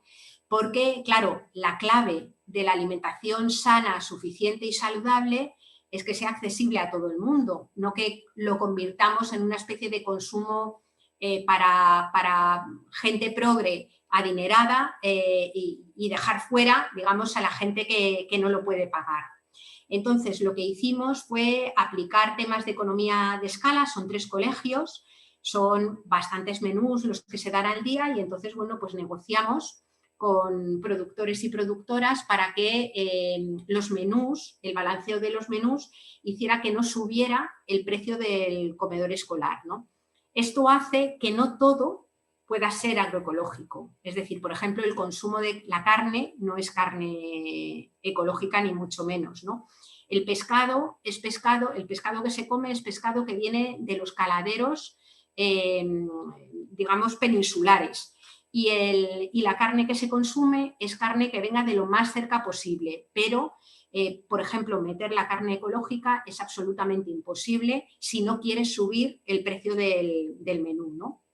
En este momento lo que creo, yo dejé de trabajar en FUEN hace 2 años y aunque sigo vinculada no estoy tan encima, pero si en este momento, si no estoy equivocada, creo que lo que queda fuera, que no es ecológico, es el pan, la carne y las conservas. Me parece que es lo que queda fuera, ¿no? El resto básicamente se metió en agroecológico. Claro, ¿cómo se podría resolver esta cuestión? Pues básicamente reduciendo, como decía la persona, me parece que se llama Camila, que preguntaba, reduciendo básicamente el consumo de proteína animal, porque no es necesario comer esa cantidad de proteína animal al día, y aparte de que la comida que los niños y las niñas hacen en el cole es la del mediodía. Es decir, que tú puedes desayunar o cenar lo que te dé la gana, o sea, no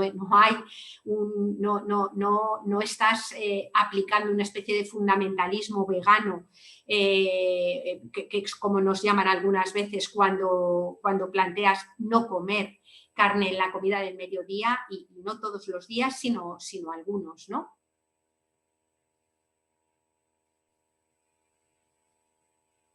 Pues muchas gracias, Yayo. Por ahora no hay más preguntas. Ha sido casi que cronometrado con el tiempo que tenemos. Han pasado muchísimos comentarios de gente que está muy agradecida con la charla. Ah, mira, una pregunta. ¿Crees que se puede prescindir de la ganadería extensiva para recuperar la fertilidad de la tierra y revitalización de nuestros pueblos? La ganadería extensiva. Extensiva. Vale. Sí, a ver, desde mi punto de vista, ahora mismo, tal y como funcionan las cosas, es extremadamente difícil, ¿no? Es decir, yo creo que la ganadería extensiva juega un papel importante en el mantenimiento ahora mismo de muchos ecosistemas concretos y también en el cierre de ciclos en muchos lugares, ¿no? Otra cosa distinta es que algunas personas tengamos, digamos, una sensibilidad y un respeto por la vida animal y nos parezca que desde ese punto de vista, bueno, pues pueda haber ganadería extensiva que no tenga que existir o que no tenga lugar, ¿no? Pero desde mi punto de vista, como modelo de producción, de cierre de ciclos y de mantenimiento de ecosistemas, creo que es necesaria. Pues nada, muchísimas gracias. Ya sí que se acaban las preguntas y bueno, pues muchas gracias por la participación en estas conferencias que están resultando súper interesantes. Y bueno, agradecer también la participación a todas las personas que han estado en la conferencia, que han aportado sus comentarios y sus preguntas. Y nada, bueno, pues ya nos vemos la próxima semana, ya con la apertura del nuevo curso. El ciclo de conferencias seguirá y el próximo módulo del máster y del curso. Y mañana tendremos a Jorge Richman con su conferencia por una simbioética en el siglo de la gran prueba. Muy bien, pues la disfrutaréis muchísimo. Así que nada, gracias y hasta otra. Un abrazo muy fuerte. Muchísimas gracias, Yayo. Hasta la próxima. Chao.